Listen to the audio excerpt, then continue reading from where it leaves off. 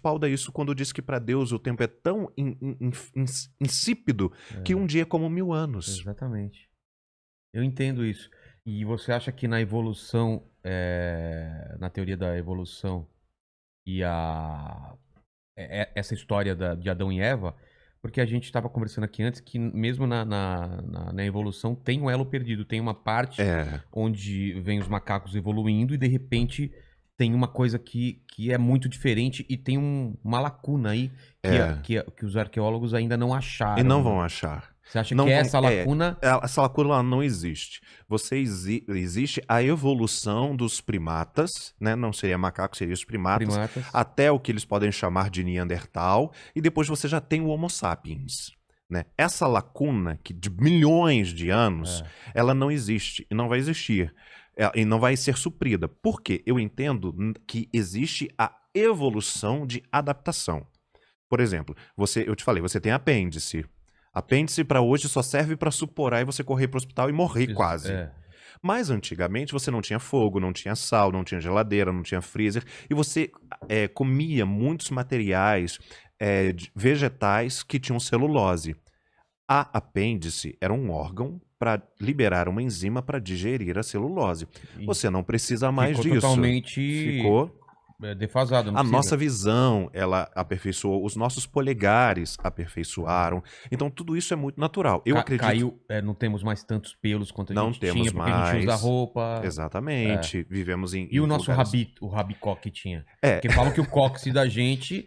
É o que... Sabia disso, Mandíbula? Que a gente tinha um rabão lá, um rabo, e aí só sobrou o cóccix, que também é só feito pra se machucar também, né? Na realidade, eu acredito que o cóccix, ele não era um rabo. Ele poderia ser um pouquinho mais protuberante, até pra facilitar o equilíbrio. Até tem gente que nasce, né? Com uma caudinha, um pouquinho. Na realidade, tipo assim, um osso pra fora.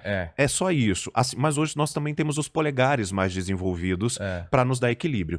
Cientificamente, se você corta os polegares das mãos e dos pés, você cai. O equilíbrio do corpo humano estão nos polegares, não só, em todos.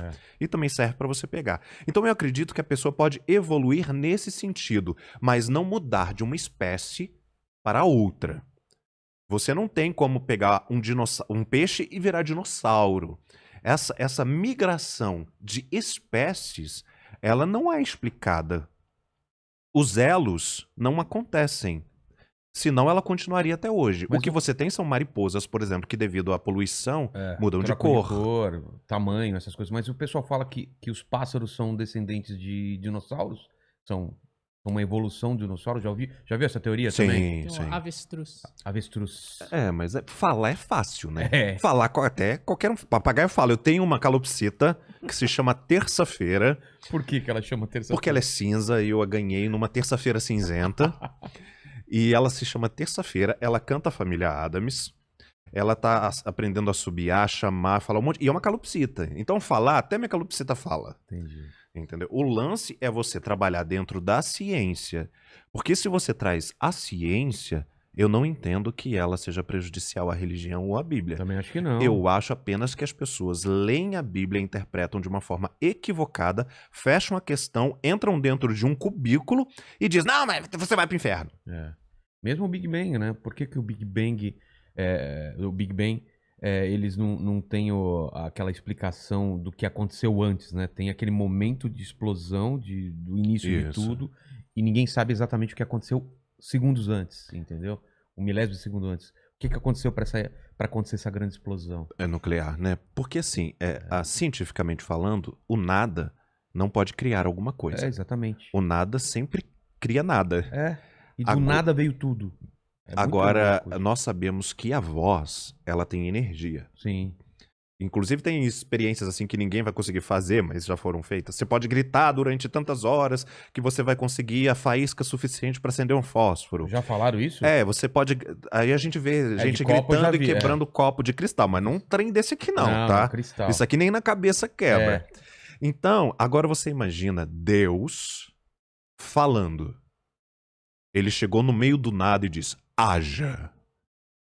A energia que isso gerou no cosmos. Isso entrou em uma combustão de uma explosão tão grande que, na minha opinião, é o que os cientistas chamam de Big Bang. Entendi. E agora falando do seu livro, dessas pessoas que foram, você falou, abandonadas ou foram... É porque na época bíblica, as pessoas eram literalmente abandonadas e jogadas fora. Elas precisavam ser retiradas da cidade. Você não está falando, por exemplo, de Jó, que foi testado, não é esse caso? Não. Eu cito de pessoas na época de Jesus que cometeram pecados ou estavam em alguma situação que era considerada pecaminosa, e essas pessoas foram expulsas da cidade, das famílias, perderam tudo, porque elas eram personas não gratas. E aí Jesus para tudo e vai ao encontro delas para mostrar que ele não veio para patotinha que se reunia no Sinédrio. Ele mostra um amor que ninguém tinha coragem de mostrar. E eram casos que... Por exemplo, vamos falar de um caso. Pega um caso qualquer. Tem um caso aí, por exemplo, a única vez que Jesus é indelicado com uma pessoa normal e não com um líder religioso. Sei. Porque na Bíblia, Jesus é sempre indelicado com os líderes religiosos e sempre extremamente amorosos com o povo. Mas tem uma mulher que Jesus chama ela de cachorra. Caramba! E não era um fã que vai cachorra, na blate que eu tô passando, nada disso. E aí eu explico por que ela era de uma civilização cirofenícia, que eles aprisionavam o povo de Israel e transformavam ele em cachorrinhos. E aí ele passa toda uma coisa, e essa mulher, ela era odiada, ela era abandonada, e Jesus vai ao encontro dela. Porque quando a pessoa tá mal, ela não consegue sequer... Sai daqui, cachorro, é esse daqui? Sai daqui, cachorra. Caramba. Eu faço uma leitura da Bíblia um pouco contextualizada, sem mudar o original. É porque, assim, por exemplo, a Bíblia diz assim: por que vós não retirais? É quase Michel Temer, né? Cheio de mesóclises. Retirar-vos-á a trave do vosso olho antes de retirar o cisco do olho do seu irmão.